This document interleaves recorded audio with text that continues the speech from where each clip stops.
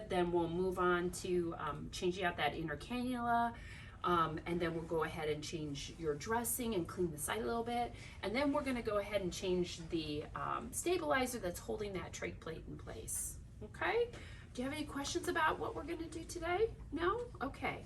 The other thing I have to ask you is we need to establish a type of communication. I know right now you've just nodded for me, so you can keep nodding or shaking your head, or if it's easier for you to do thumbs up, thumbs down, we can do that.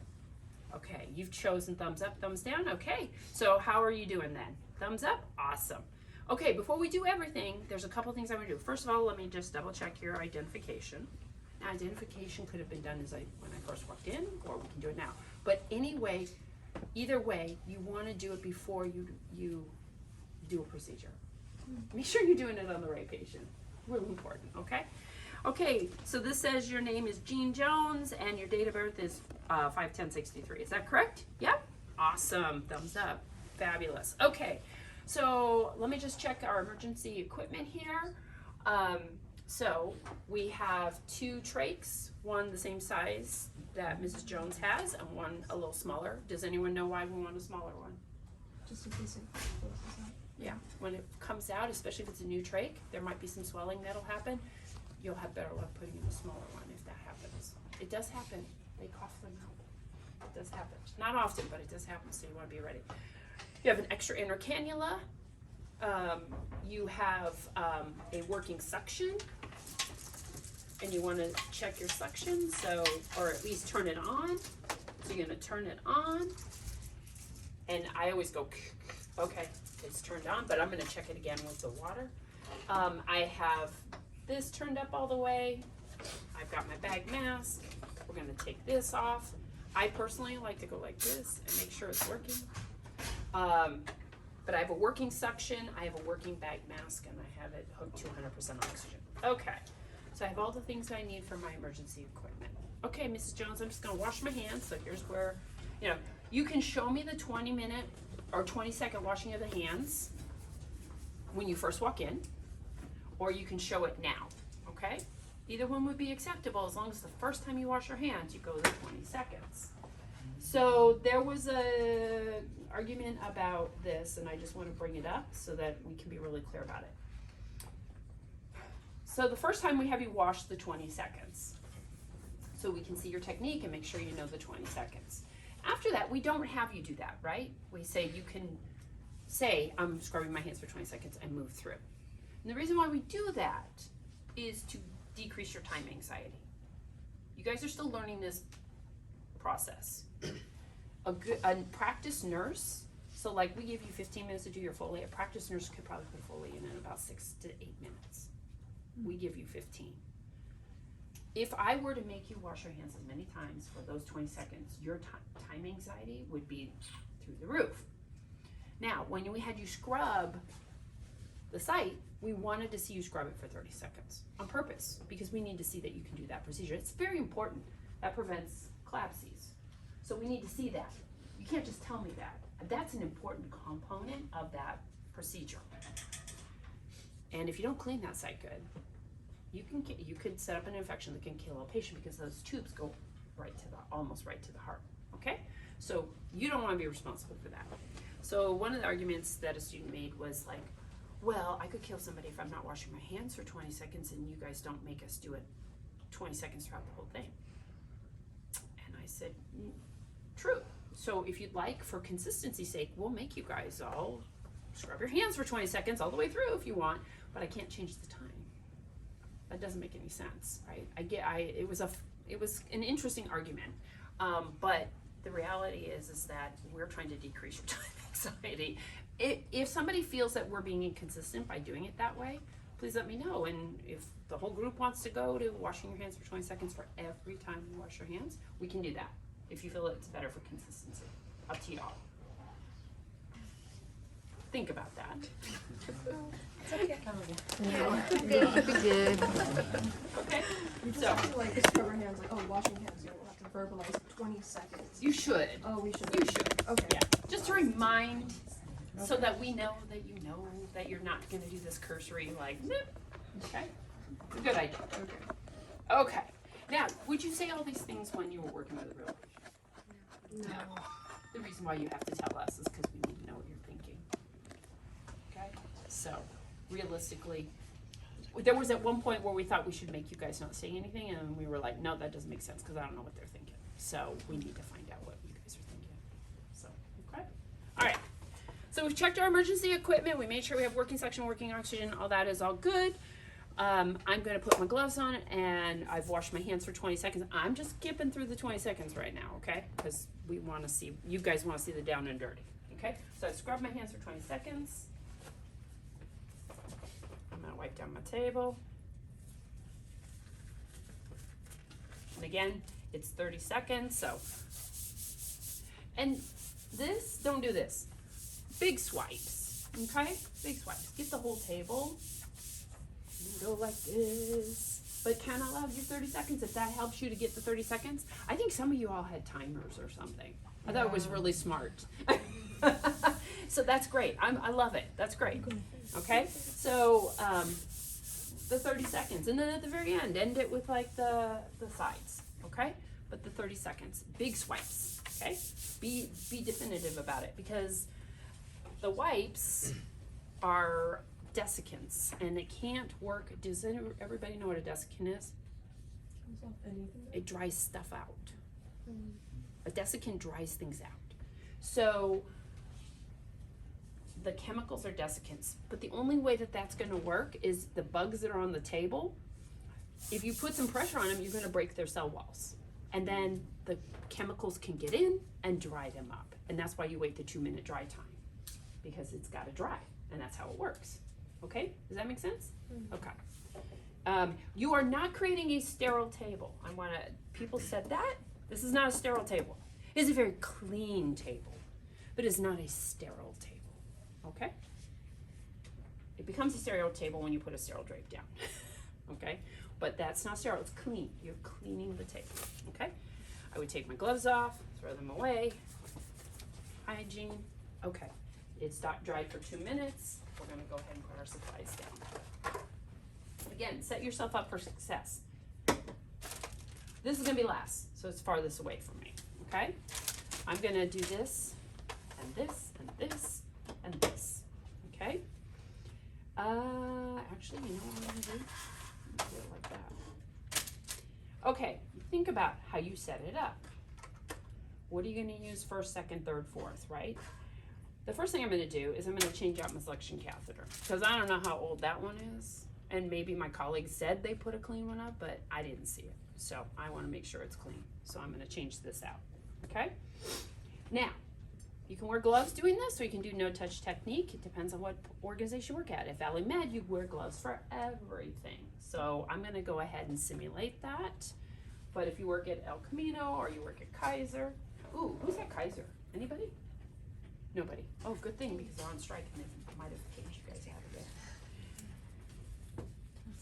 It's just it's not just, it's the SEIU groups. So that's like nursing assistants, medical assistants, really impacting clinics, but not so much inpatient. But Kaiser's really funny. They'll kick people out during the strike. Well, we did too. Yeah, we did too. Although most of you all were done by then, by the time we had our strike. Okay, all right, so got gloves on. So I want to change out that suction catheter. Okay, the sheath keeps this clean and sterile. And then we have this box. This box is sterile inside.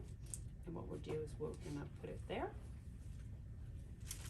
Get rid of our packaging. I'm gonna change this out.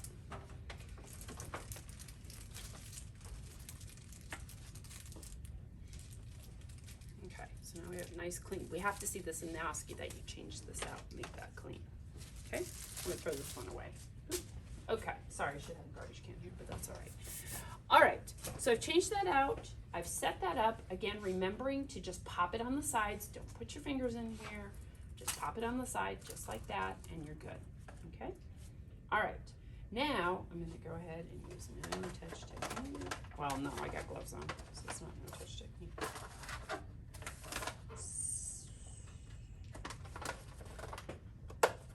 Well, wow, that is sealed down really good. Did you guys find that these were sealed down so well? Wow. Like, normally you have like a whole like edge to grab onto. I had to like basically peel that.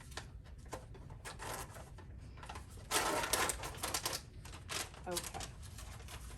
Some people like to take that lid all the way off. I don't, it's too much work. So, when you're moving it, while you still have just clean gloves on, you're just gonna be like this, okay? Don't ever have to use sterile gloves in this procedure, isn't that great? That doesn't mean you don't not use good aseptic technique, okay? That means I'm not gonna take these hands that just touched a bunch of supplies and go in here and play, okay? But what I am gonna do is I'm going to take that out, and I am going to go ahead and take this out. Now, in the rubric, did it have me changing gloves before I did this part? Anybody? No. Okay, cool. You guys notice that these sterile drapes, they have a shiny side and a matte side. What side do you think goes against the patient? That's Shiny side. Chinese. Shiny side's the plastic coating that protects the patient. The matte side is the absorbent side. It's not a big deal to be going over this. This is just to provide a clean, almost sterile space in order if the inner cannula were to come out. Oh shoot, I don't want this here yet. Does the rubric say this should be here now before I do the hyperoxygenation and suctioning? Doesn't state. Let's put that back. Hopefully.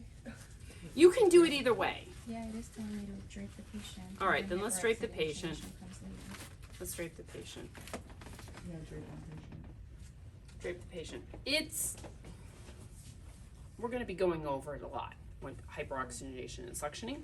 So it can go either way. You're mostly thinking of this as a barrier. If they cough and secretions come out and those kinds of things. It is a safe place for the inner cannula to fall onto because in general it is going to be pretty darn clean. But you could do it either way. You could wait and do this after the hyperoxygenation, but let's do it this way because that's the way it's called out in the rubric, okay? All right, now, before I do anything else, I'm gonna get this all set up. I'm gonna take my water, I'm gonna pour it here, I'm gonna come around, and I'm gonna pour it in this well here too, okay? The other thing I'm gonna do is I'm gonna open up my inner cannula and I'm gonna drop it in. Now, you can come from the side. You just don't wanna go like over all of this, right? That's not okay because you've gone over all this. Yes, this is not a sterile procedure, but you wanna stay as clean as possible. So, you wanna make sure you're not going over that. And you wanna make sure, and you could set this up differently. You could go like this and do it that way. Does that make sense? Think about it before you do it. It keeps you from going over everything, okay? Because it will be considered a break if you like are going all over the top of this, okay? So be careful about it. You're keeping it as clean as possible. All right, don't get wound up about there are trach ties in here and a little scrub brush. Don't get tweaked out about that, okay? So,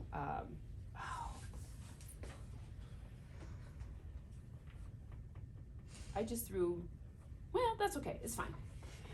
You could have, before you put the inner cannula in there, reached in and take the Q-tips and stuck them in the water, but we'll do it later.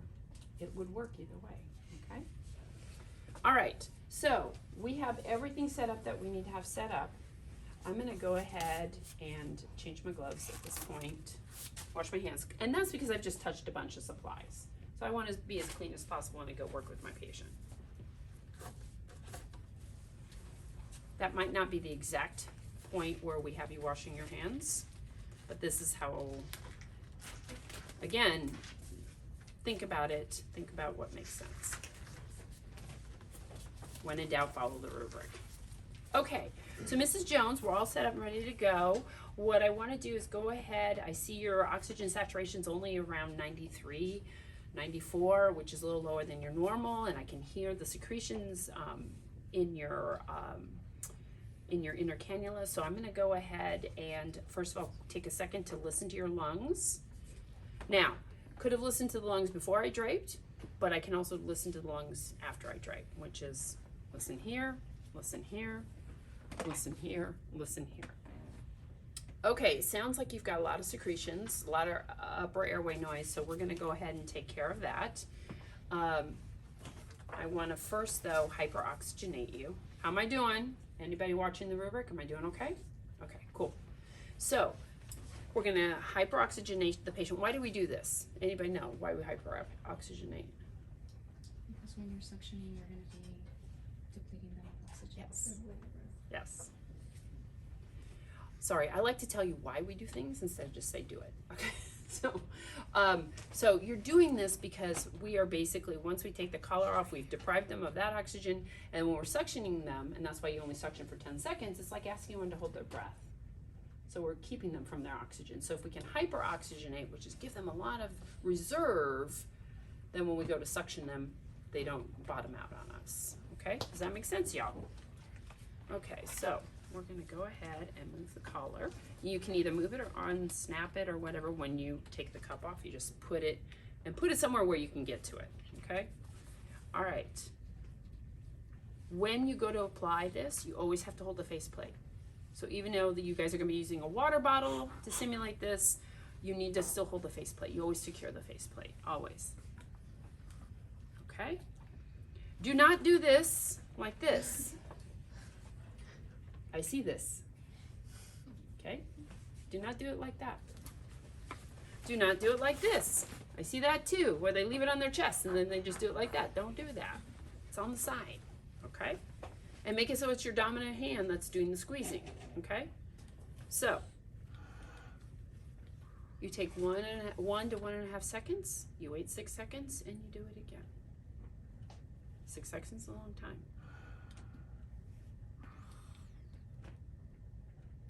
2 to 3 breaths. So if you only do 2, it's not counted against you. If you do 3, you do 3. Okay? Whatever it takes to get the oxygen up. So, oh, Mrs. Jones, it looks like your oxygenation is up now. Your SAT says you're at 99%, so we're gonna go ahead and take this off. Again, securing the faceplate.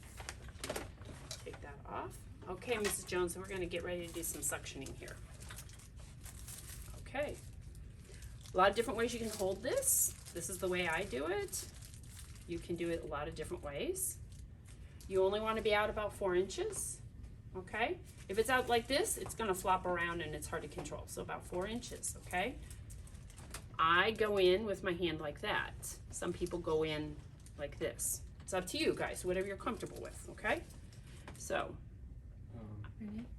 So it says regular Thank suction. you, see, you gotta call me on that. Great, so before I do that, we gotta check to make sure it's working, and also by putting it in the water,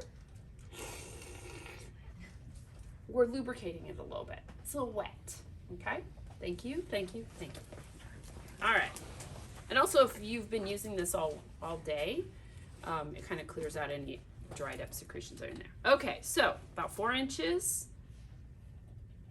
We want to go in, and I'm using this hand to push it in. Okay. Now, with your mannequins, you do have the capability of going pretty far, or with your task trainers, you have the capability of going pretty far. You should probably get about halfway in. The catheter should be in about halfway before you go. You're going to simulate a cough or or whatever. And then what you're going to do is you're going to occlude this and pull it back. Boom, done. Okay? Do not occlude this as you go in because you can cause trauma. You have your thumb should be visibly off of the green part, okay?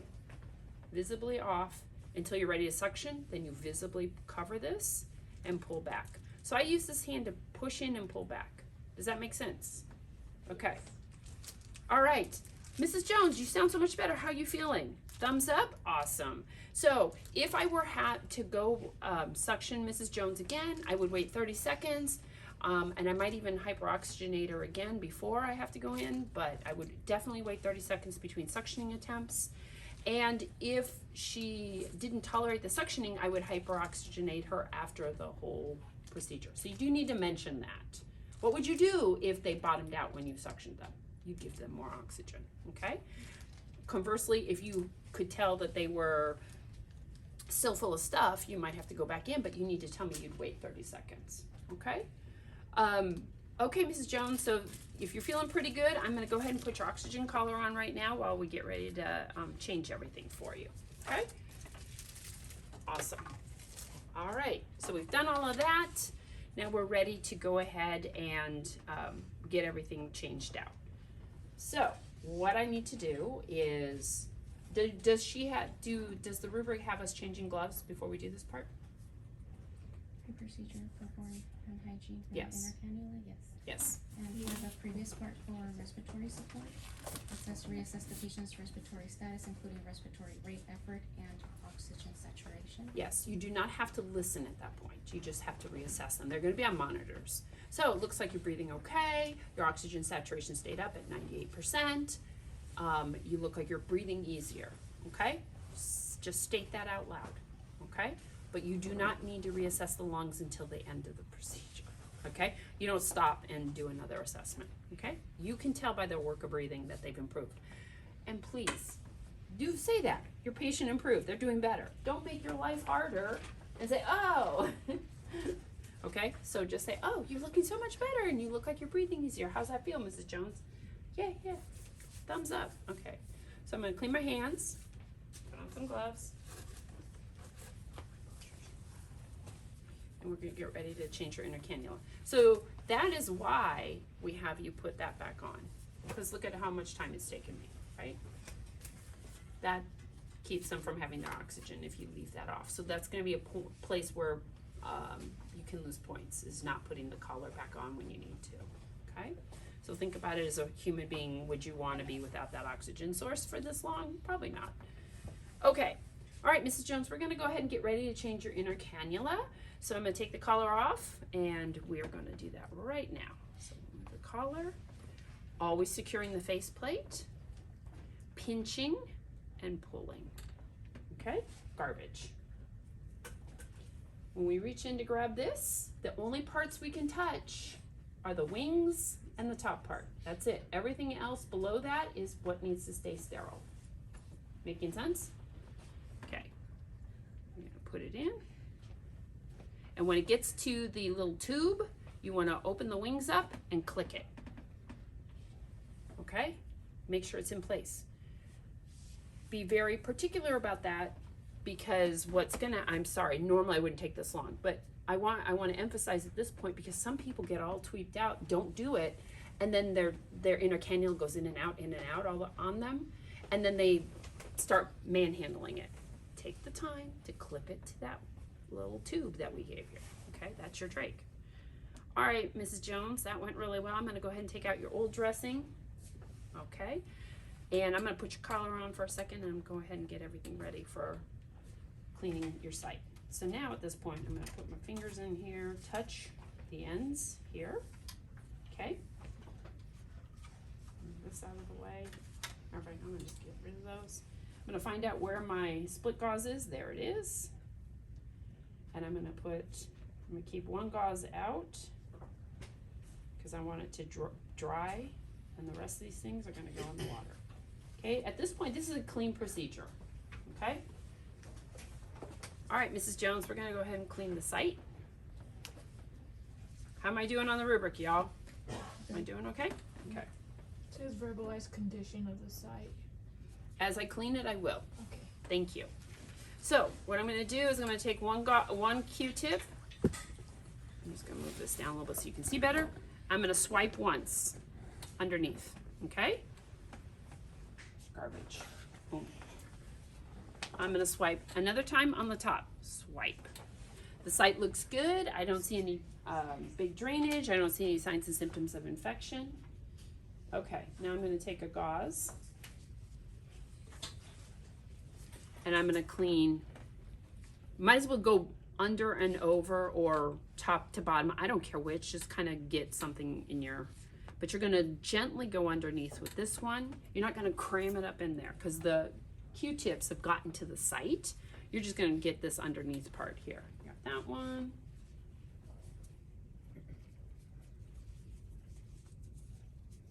is. We're gonna get underneath there, that one.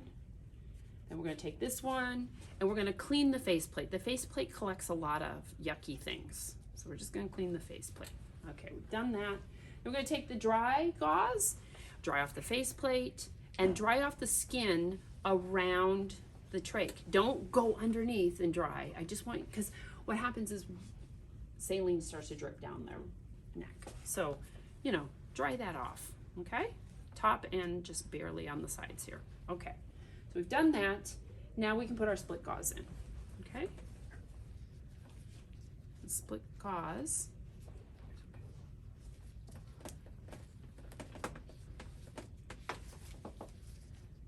Okay, all right, our split gauze is in place, and now we're done.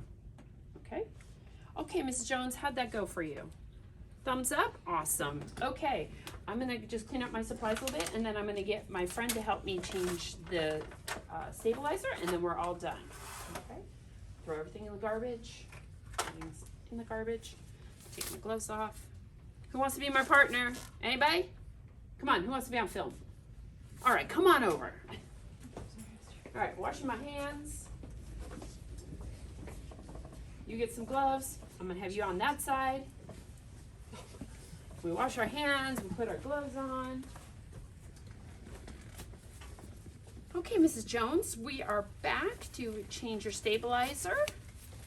Can you introduce yourself? Hi, my name's Esther. I'm a nurse and I'll be working with Nurse Renee here. Awesome. Here we go.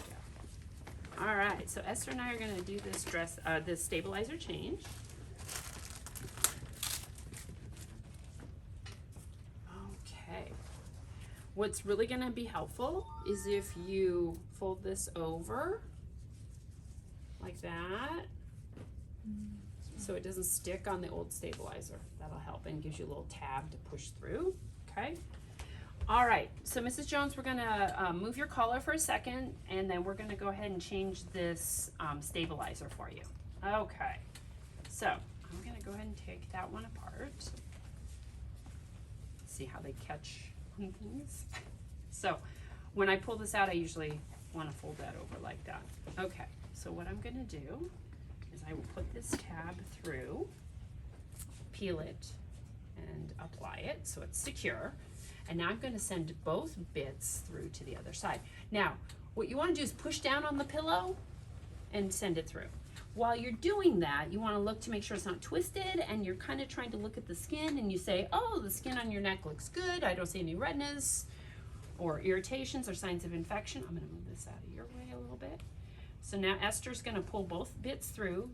I'm going to hold this down while Esther goes. Remove that one.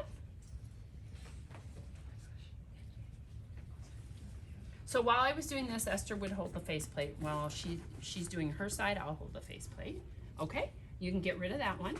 Just dump it in the garbage. Okay, and then go ahead and you can apply that one. Actually, leave the tab and stick it through with the tab.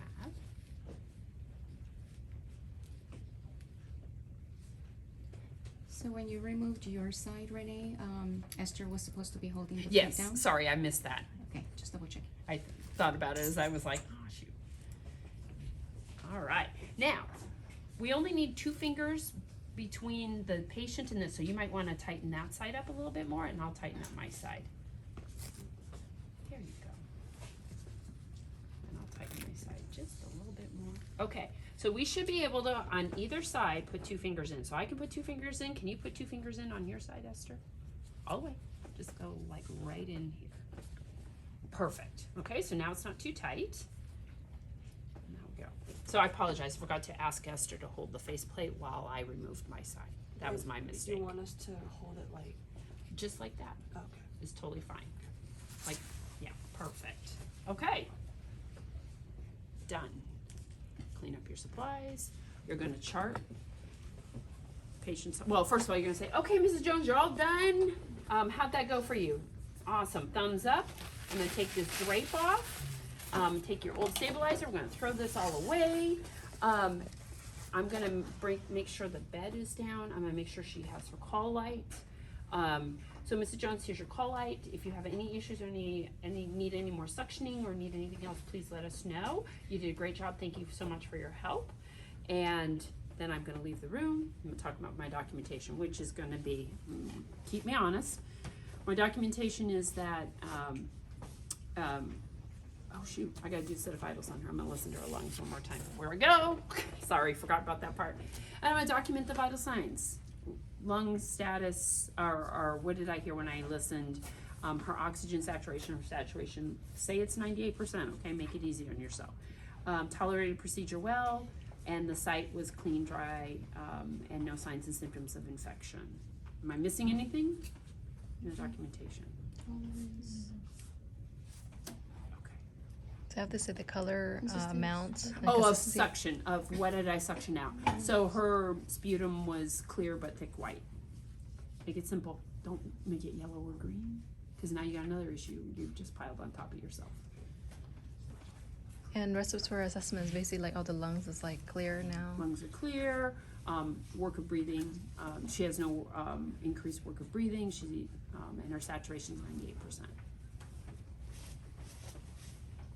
So you listen to the lungs at the very beginning and at the very end.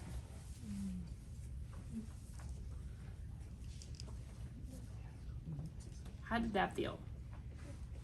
Pretty good. So you said when you cleaned your area, throw away your supplies, then you have to check vital signs.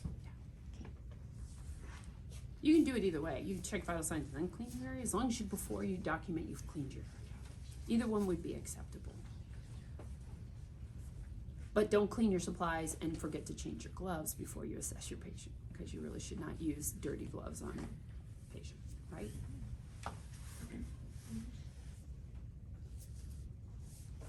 Because once you touch all the supplies, that's considered kind of gross. Because, have you guys been in a central supply room?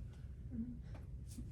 They come in, they stock it, they drop it on the floor, they stick it in the cabinet, Yeah. I don't know if you've realized, but hospital floors are not that 5-second rule kind of thing, okay? They're the filthiest things on the planet, hospital floors, so. Okay, We don't need gloves when the vital everybody signs. feeling a little better? I have a good angle. Good. Just want to confirm. We don't need gloves for the vital signs because we usually check vital signs without gloves, right? So, Depends on the hospital. Depends on the hospital. If you're Oh, VMC, it's VMC? gloves for everything. Okay. Yes. When I went to school, it was all about the human touch, so you didn't wear gloves unless you absolutely had to. Like, we started IVs without gloves. Oh my gosh. oh my god, that's not acceptable now. Huh? Wow. Yeah. No gloves. No gloves. It took me forever to learn how to feel confident starting an IV with gloves. Wow. Because you Palpate. palpate. Yeah. And Yeah. gloves kind of dumb down your palpations, abilities and senses. So it took me a long time I still to this day, although it's been a few years since I've been at the bedside, still to this day cannot change a diaper with gloves on. On a baby, not an adult. Oh no, I'm wearing gloves on an adult. But on a neonate, Whatever. I know how to change clothes without getting my hand in there. I got this. But yeah, nope. To the very last day I worked at the bedside, I was still no gloves when I managed their diapers. Isn't that awful? Wash my hands really good before and afterwards, but yeah, you can change a baby diaper without any issues usually. I'm sorry, I'm admitting that. Quick question. So at home, we obviously don't have hospital beds. How have people set up their,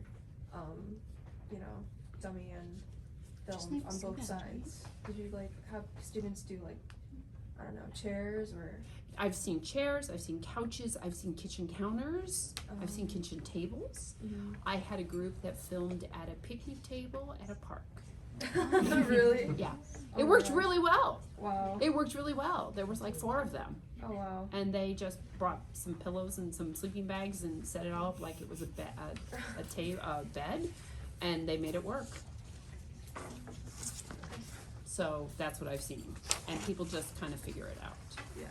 If you do not have someone to do the change with you, you go, you say to the camera, I don't have another person to help me with the stabilizer change. So I'm going to simulate the change. So you're gonna say, my partner would be holding the faceplate down while I change this. You can't do both. You can't hold the faceplate down and change this.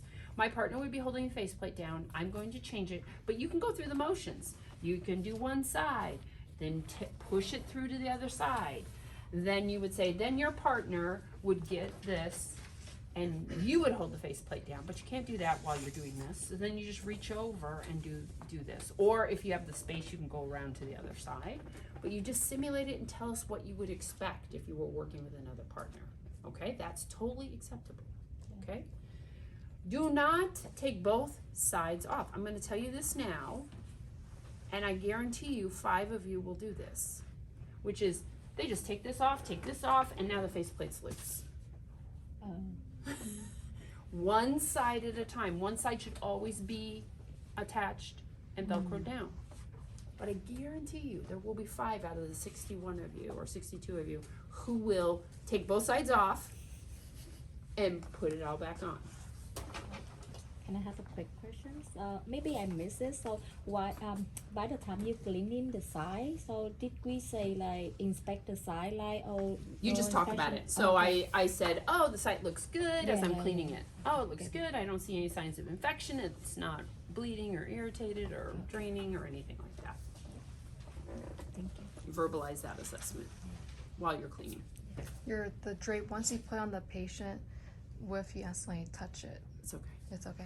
Just wanna make The sure. drape used to, when it was a sterile procedure, we had to be very particular about how you went around it. Now that it's a clean procedure, it's really mostly just a drape to keep secretions and stuff from getting on the patient more than anything else. So you're not gonna get in trouble if you reach over it because inherently you are going to reach over it. That's just how it's gonna be.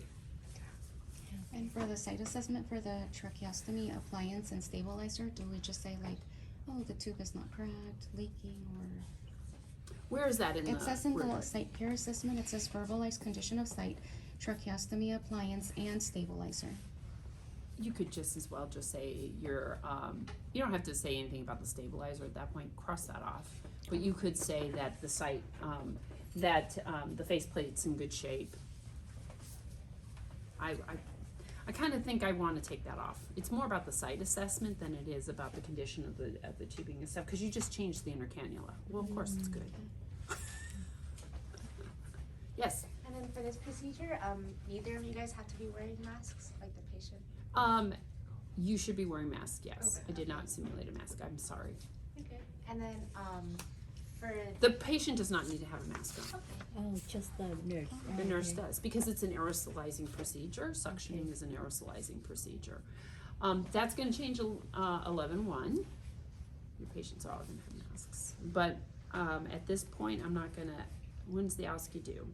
Before 11-1? 15. Yeah, so I'm not gonna insist that, and I'll tell Linda this, we will not insist that your patient is masked. But after 11-1, they've decided they're gonna mask everybody, including the patients and the families. So, first it was just gonna be healthcare workers, But but, is there So the nurse needs to wear a mask with a Yes. face shield yes. or goggles, No, right? or goggles, facial or goggles. It's an Facial, okay. aerosolizing procedure, so, okay. you could get stuff in your eyes. So we can just ask Frederick for a face shield. We have tons of them. I can give them to you today. Perfect, yes, Just thank using you. glasses doesn't, Nope, glasses are not acceptable okay, because stuff can get in behind okay. and come in on the side. What did you guys all throw? Oh, you guys are just starting. So in COVID, we all bought stoggles. Oh, yeah. I have like 3 pairs, purple pair, pink pair. Oh, the one that's Oh. covered on the side? Yeah. Oh, I have some too. Yeah, so you can wear those, or a face shield. But those of you who need face shields, I can get you. Once we start practicing, I'll go grab the box of face shields. I'll walk around, and if you need a face shield, you can have one. But face shield and mask for you. And we won't fault you if your patient doesn't have a mask because it's not time yet for them to be wearing masks. Although people are starting to jump the gun. Like in our neonatal intensive care unit, everybody's masking already. So if our head is like chopped off from the camera, we just have put to your face down. admit like I Yeah. have my mask and my okay. Yeah. Okay. I don't need to see your whole body in your video. Just your hand. Just your hands and all the equipment and the patient and this part, and you know, y'all are cute to look at, but I really don't need to see you, okay? The part that's doing the job is what I need to see, okay? And you just need to poke your head down, show us you got your gear on, you're good, okay? Totally fine. Because people get really weirded out about, I gotta have my whole self in here, and it messes up your angles, and it also keeps you farther away. It makes it harder for us to see what we're looking at, because then you feel compelled to keep it farther away and not zoom it in. And then when we go to zoom it with like our like I watch on an iPad, when I go to zoom, sometimes it gets super blurry because you move so far back. So. Yes. Since it's probably better to record this at like more of a slant compared to CVAC, we can detach the head from the Laerdal, like, you know what it is, what I'm saying? I suppose you could. Yeah. No, you can't. You need the thing to hold the tubing, right? Isn't that what the circle? No, It's it's not- what you gotta It's put not in a part of the box. head. Yeah. Just cause like the head will fall over. I know that was a problem a lot for us when we did CVAC. Oh yeah, the Oh head yeah. just Did it really? Yeah. Because yeah, it it's just flop really out. loose. Yeah. It's really it's not floppy. stable. Yeah, Floppy, floppy. Let me talk to Linda about how we feel about that, because I really hate the idea that you don't have a physical representation of a person. Yeah. I think. Because then you're focusing on a tube. I think what some people would do is they would detach the head and they'd slip it, because it's at a 45, they would slip it right under the plate. So it's kind of like they're laying back, you know? But, When we do the Zoom next week, let's talk about it. okay. Okay? Because I think I need to see it Right, yeah. to make a better judgment, if that makes sense, y'all. I understand the concern though. But yeah, I'm okay. I really want you to do a full body, including your face, because I think it makes it easier to immerse yourself in the idea that you're talking to a patient. That's all. I'm still waiting. Nobody's like dolled up their face. I guess you can't now because you have to turn these back in. But when we gave them when they came in a box, I had people put fake eyelashes on, Oh my God, and really? makeup, and wigs, and the whole thing. It was fun. Now you can't because you got to turn these back in. But it was kind of fun. Really fresh eyelash. All right. We don't have that. Well, we have a good hour and 15 to practice. So, because you guys are done a little bit before 11, right? Okay. You guys brought your supplies? Yes. Yeah. Okay.